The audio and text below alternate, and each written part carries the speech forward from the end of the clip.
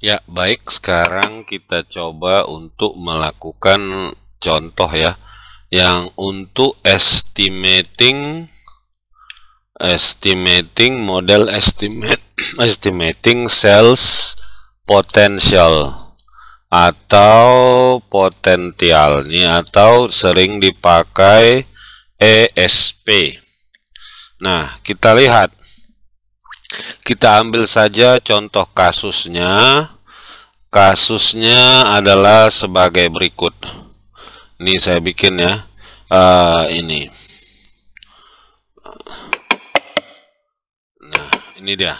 Sebuah perusahaan minuman bermerek ABC ingin meluncurkan produk baru, yaitu minuman berbasis energi, berbasis bahan alami.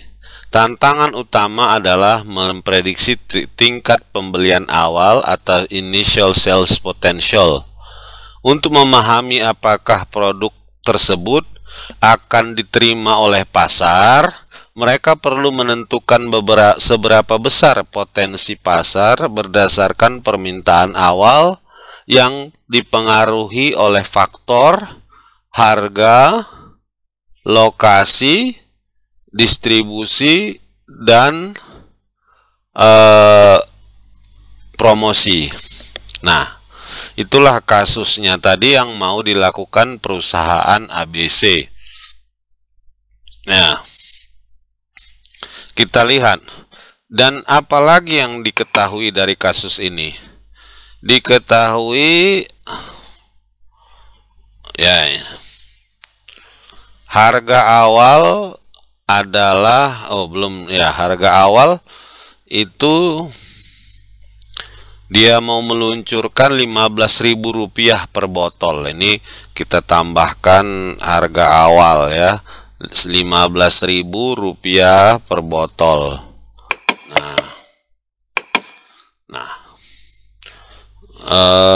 Terus dia melaksanakan apa yang disebut dengan survei ataupun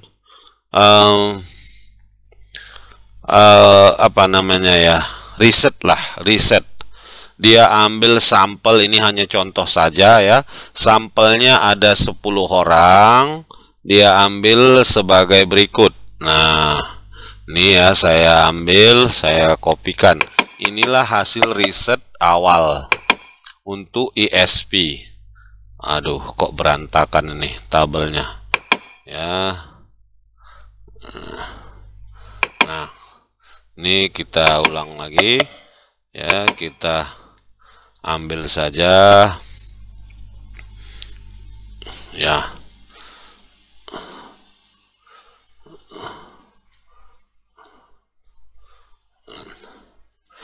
Nah, inilah datanya ya. Ini saya paste kemari. Nah, inilah data yang dihasilkan dengan melakukan survei terhadap 10 orang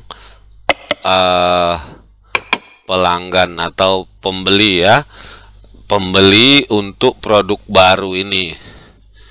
Ini hanya contoh latihan saja, tentunya tidak 10 orang yang dilakukan surveinya ya. Pertama, harga per botol. Kedua, frekuensi pembelian potensial, kira-kira berapa botol per bulan. Ketiga dan selanjutnya ini ada kita kasih skala 1 sampai 5, bagaimana minat terhadap adanya bahan alami. Nah, karena ini kan minumannya spesialisasinya berbasis bahan alami. Kedua, dia di sini memberi opsi.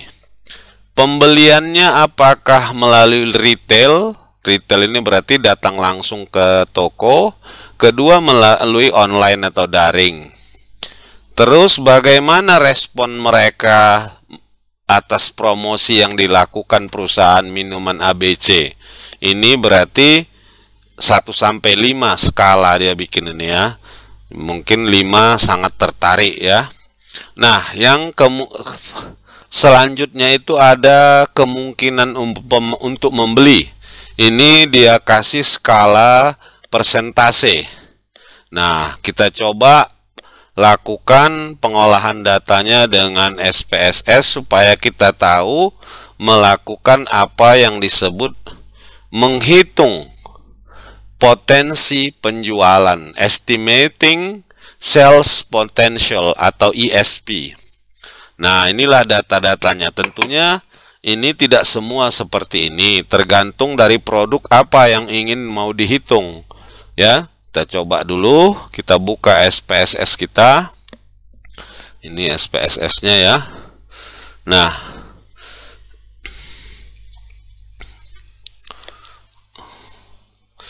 Nah, kita lihat pertama, kita buka data view.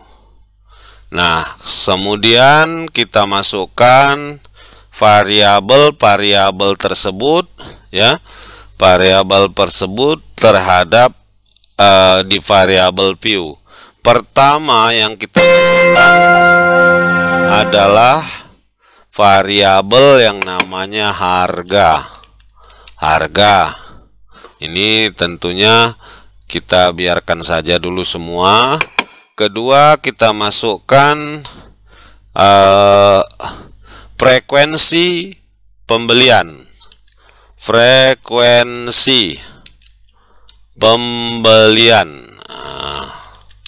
Oke. Oh, dia ilegal karakter karena kita menulis spasi. Frekuensi pembelian dalam per bulan. Selanjutnya adanya minat bahan alami. Minat ini harus bahan.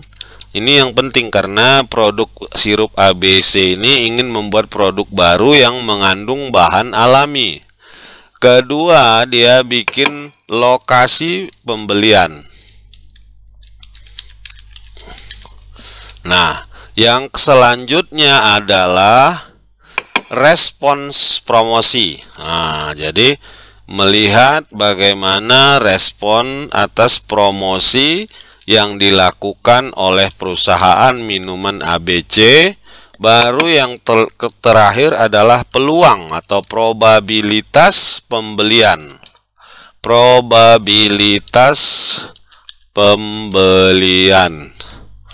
Nah, ini dalam persen ya. Oke. Nah, di sini yang perlu kita isi adalah values. Values ini yaitu minat pembelian. Oh, pertama minat bahan alami. Nah, minat bahan alami ini kita kasih value karena dia tadi 1 sampai 5 katanya ya tadi ya. Kita masukkan value 1 untuk labelnya sangat rendah. Nah, jadi dia memiliki minat yang sangat rendah. Kalau 2 kita bikin rendah. 3 itu kita bikin biasa. Nah, baru keempat kita bikin tinggi. 5 dia itu sangat tinggi. Nah, kita lihat ya. Oke, udah masuk semua value nilai-nilainya. Nah, di sini ada lagi lokasi pembelian karena ada 2 opsi. Yang pertama itu pembelian secara langsung datang ke toko, disebut retail. Kedua, dia datang membeli melalui online atau bahasa Indonesianya daring. Oke. Kita udah dapat apanya? Terus respon promosi. Di sini ingin mengukur bagaimana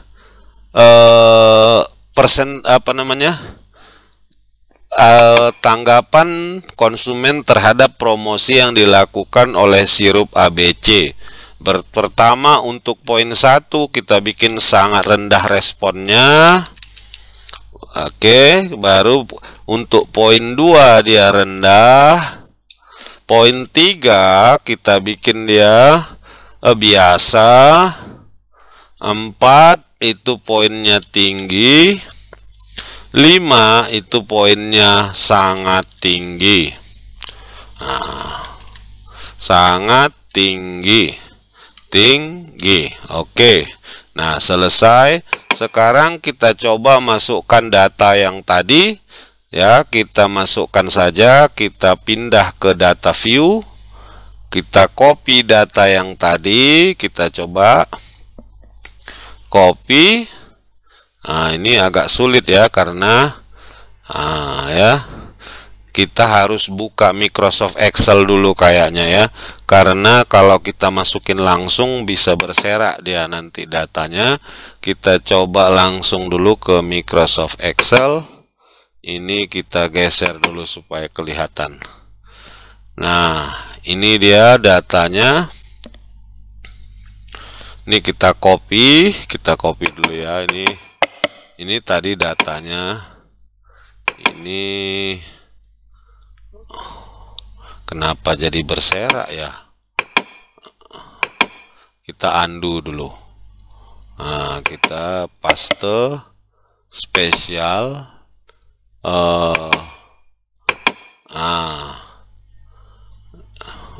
Kenapa seperti ini?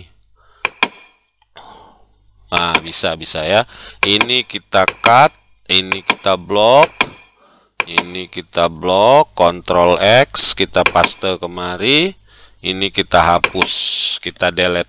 Nah, inilah datanya. Kita copy, ya, kita masukkan ke SPSS. Kita paste saja. Nah, udah masuk semuanya. Nah, tadi kita disuruh, masalahnya adalah apa tadi permasalahan kasus itu, dia ingin tahu potensi pasar berdasarkan harga, lokasi, dan promosinya. Nah, di sini kita coba ya, kita coba menghitungnya dengan metode analisis regresi berganda. Ya, ini kita geser sedikit dulu supaya kelihatan ya. Ini. Nah, kita pertama, tentunya langkah pertama kita buka analyze, baru regression, linear, kita anggap saja linear. Kita ambil peluang atau peluang pembelian. Itu kita masukkan ke dependent, dan selanjutnya ini semua kita masukkan ke independent. Nah, karena kita tidak ingin mengapa yang lain-lain ya, kita hanya ingin mengetahui apakah harga, sebesar apa pengaruh harga ya, frekuensi pembelian, minat bahan alami, lokasi, dengan respon promosi terhadap peluang orang atau konsumen melakukan pembelian. Ini kita lakukan sederhana saja, kita klik OK. Nah, inilah outputnya. Nah, ini output, cukup kita lihat saja dari sini ya. Nah, ini dia besarnya. Nih, dari betanya ini saja kita lihat ya. Kita nggak peduli dia signifikan atau tidak, nanti kita bahas. Ini tidak signifikan tentunya ya. Ya, kita lihat di sini. Kalau harga itu 0,001, dia negatif.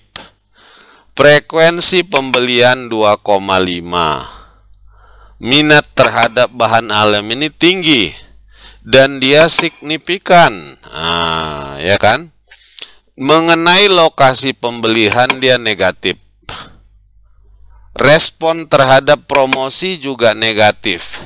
Dari kelima yang kita coba simulasikan ini ya, 1, 2, 3, 4, 5, itu yang kita lihat bahwa memang konsumen memiliki minat terhadap bahan alami apabila dibuat menjadi sirup oleh perusahaan ABC.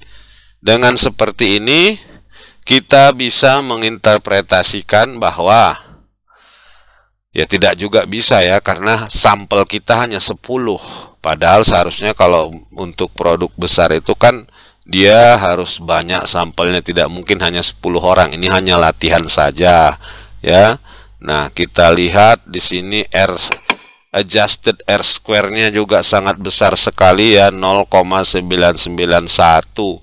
Tapi inilah contoh bagaimana kalau sebuah perusahaan ingin menghitung potensi